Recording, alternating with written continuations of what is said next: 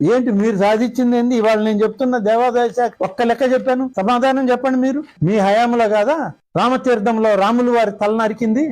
అప్పుడు ఎవరు, నేనున్నానా?